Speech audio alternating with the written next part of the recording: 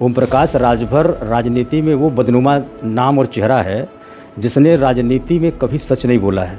अपने सुभाषपा के मंच से ओम प्रकाश का बयान है, आप टाइमलाइन जाके देख लीजिएगा पीछे का। ये बोला कि हमारे पास देखो विधायक बेदीराम बैठा है, ये बेदीराम तुम बताओ नौकरी चाहिए, तुम बस खाली बता दो किस विभाग में नौकरी चाहिए, अगले दिन कॉल लेटर तुम्हारे पास मिल जाएगा। हमारे पास तो नौकरी देने की फैक्ट्री हमारे बगल में बैठा हुआ। वो बेदीराम जो रेलवे में नौकरी करता था, सबसे पहले रेलवे का पेपर लीक कराया, बाद में जांच हुआ, वो आरोपी पाया गया, रेलवे विभाग ने उसको बर्खास्त कर दिया, वहीं से उसको पहला मुकदमा हुआ और अब तक कुल उसके ऊपर 9 मुकदमे हो चुके हैं। उसके ऊपर गैंगस्टर भी लग चुका है, वो तिहाड़ जेल जा चुका है और अपने जिस जौनपुर में मड़ियाहू में पुलिस भर्ती का था वहाँ उसने पेपर लीक करा दिया। उसके ऊपर अब तक 9 बड़े आपराधिक मुकदमे हैं। नकल माफिया, शिक्षा माफिया, रेलवे के लोको पायलट, ग्रुप डी की भर्ती, ऐसा कोई नहीं विभाग बचा है जिसमें कि ये जो बेदीराम है ये बहुत बड़ा जगलर और नटवर लाल। बेदीराम ने 50 करोड़ रुपया ओम प्रकाश को दिया टिकट के लिए और ओम प्रकाश राजभर की आदत है टिकट बेचने की। टिकट बेच दिया और हमारे सरकार से और हमारी पार्टी से गठबंधन था, वो विधायक हो गया। थोड़ा घना हम लोगों की भी गलती है। तो तुम्हारे दाएं बाएं तो खुद नकल माफिया, शिक्षा माफिया, नौकरी दिलाने के नाम पर लड़कों को झांसा देकर रुपया ऐंठने वाला 24 घंटा तुम्हारे आगे पीछे छाया के रूप में, शैडो के रूप में चल रहा है और तुम हमारी पार्टी को आईना दिखा रहे हो। तुम्हारी हैसियत ओम प्रकाश नहीं है कि तुम समाजवादी पार्टी को आईना दिखा सको। साथियों, बहुत बहुत स्वागत है खुशखबरिया में। इस वक्त युवाओं का जो जंतर मंतर पर प्रदर्शन हो रहा है उसको लेकर समाजवादी पार्टी के अध्यक्ष अखिलेश यादव ने जो संसद में जो भाषण दिया पूरे भारत में वो वायरल हुआ कि ये किसी पार्टी का मुद्दा नहीं है बल्कि ये युवाओं का मुद्दा है। वहीं ओम प्रकाश राजभर ने ट्वीट कर कहा कि अखिलेश यादव क्यों इन सब चक्करों में पड़े हो। अरे भाई, आपकी सरकार में भी 10 और 12वीं के जो पेपर थे वो बेच दिए जाते थे, आप इस सब चक्करों में मत पड़ो। आपकी सरकार ऐसी धुली हुई नहीं थी कि आपके दौर में ऐसा पेपर लीक या पेपर नहीं बेचे जाते थे। लगातार जिस तरह से ओम प्रकाश राजभर अखिलेश यादव को लेकर तंज कर रहे थे, अब इस मामले पर भी उन्होंने ट्वीट किया है। हमारे साथ बातचीत करने के लिए समाजवादी पार्टी के प्रदेश सचिव डॉक्टर सुभाष राजभर जी हैं। उनसे जानने की कोशिश करेंगे कि इनकी सरकार में जब पेपर लीक होता था, बेचा जाता था, जो आरोप लगाए हैं उसको लेकर क्या कहेंगे डॉक्टर साहब। ये जो आप अपना इंट्रोडक्शन में बोले हैं जी, इस पर तो पहला प्रतिक्रिया मेरा ये है कि ओम प्रकाश भारतीय जनता पार्टी का पोस्टमैन है। भारतीय जनता पार्टी की मीडिया सेल से जो स्क्रिप्टेड लिखित बयान आता है या लिखित चिट्ठी आती है, जिस प्रकार पोस्टमैन घर घर जाके चिट्ठी को बांटता है, ठीक उसी प्रकार से भारतीय जनता पार्टी द्वारा लिखित स्क्रिप्टेड पत्र को ये घर घर बांटने की बजाय सोशल मीडिया का इस्तेमाल करते हुए अपने फेसबुक अकाउंट से ये पोस्ट कर देते हैं। तो ये सच बोल रहे हैं कि झूठ बोल रहे हैं? ये कभी सच बोलते हैं। ओम प्रकाश राजभर राजनीति में वो बदनुमा नाम और चेहरा है जिसने राजनीति में कभी सच नहीं बोला है और ये अपने ज़ुबान से इस बात को स्वीकार किया है कि मेरे बोले गए हर पॉलिटिकल कमेंट जुमले होते हैं और वास्तविकता से कोई नाता नहीं रहता है। ये मेरा ज़ुबान का बोला बात नहीं है, ये ओम प्रकाश का बोला हुआ बात है।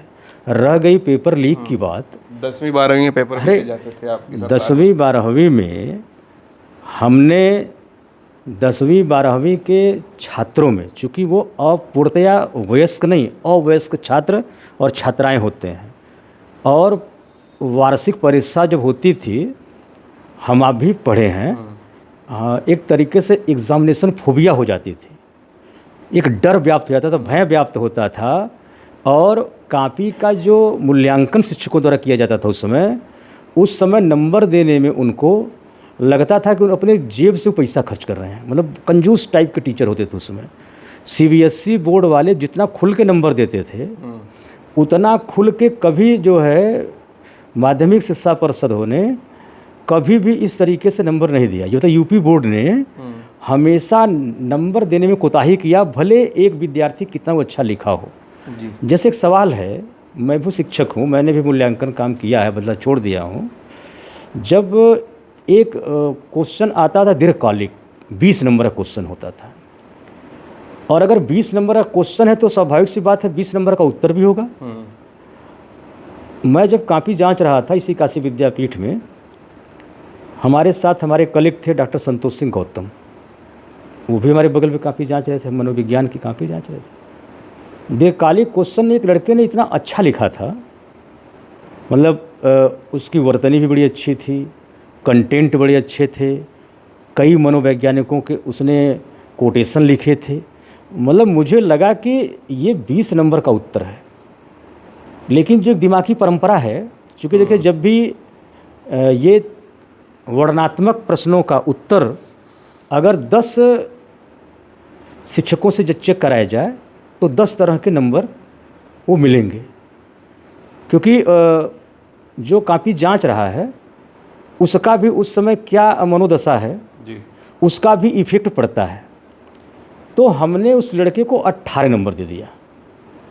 तो हमारे जो कलीग डॉक्टर संतोष सिंह गौतम जी हैं, वो थोड़ा दाएं बाएं झाँकने की उनकी आदत है, तो वो हमको इससे पैरों से ठोक कर, अरे ई क्या कर रहे हैं, ई क्या कर रहे हैं। तो हमने सोचा कि कहीं हमारा पैर उनसे लग तो नहीं गया।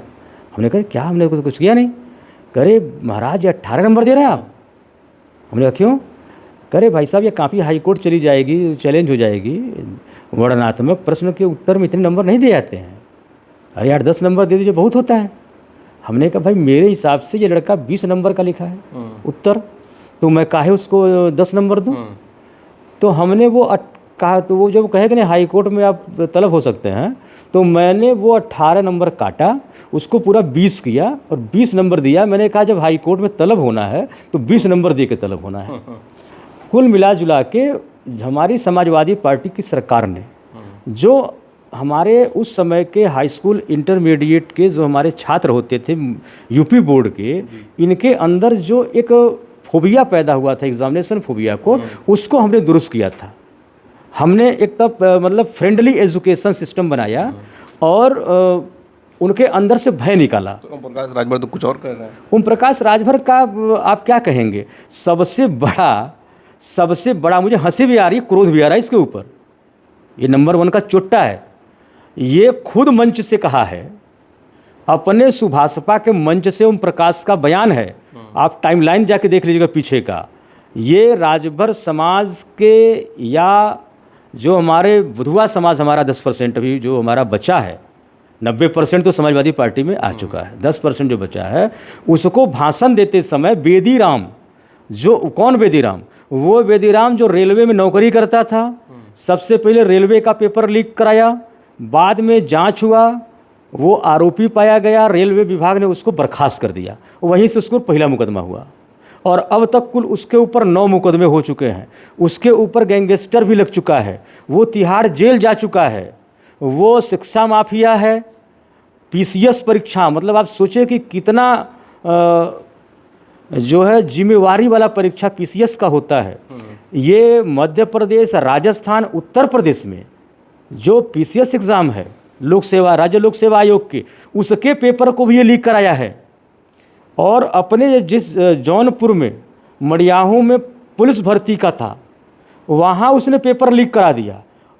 उसके ऊपर अब तक 9 बड़े आपराधिक मुकदमे हैं और वो तिहाड़ तक की यात्रा कर चुका है। यही तो हमारे लोकतंत्र की बदसूरती है कि ऐसे मतलब गंदे लोग उस पवित्र सदन में चले जाते हैं जिनका कि परछाई भी वहाँ नहीं पड़ना चाहिए। मैं बात वहाँ लेके जाना चाहता हूँ, ओम प्रकाश के बयान का मैं जवाब देना चाहता हूँ। क्या कहा था भीड़ में आपने बात? मैंने वही कहा, ये बोला कि हमारे पास देखो विधायक बेदीराम बैठा है, ये बेदीराम तुम बताओ नौकरी चाहिए, तुम बस खाली बता दो किस विभाग में नौकरी चाहिए, अगले दिन कॉल लेटर तुम्हारे पास मिल जाएगा। हमारे पास तो नौकरी देने की फैक्ट्री हमारे बगल में बैठा हुआ है।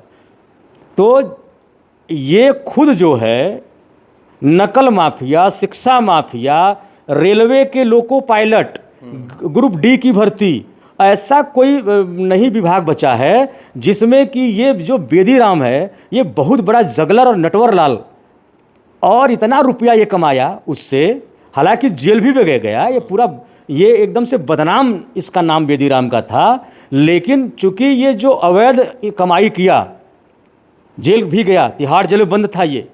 इसके बावजूद जब ये ज़मानत पर है ये, और ज़मानत पर आया और इसके पास पैसा बहुत हो गया, और ये बेदी राम ने 50 करोड़ रुपया ओम प्रकाश को दिया टिकट के लिए, और ओम प्रकाश राजभर की आदत है टिकट बेचने की।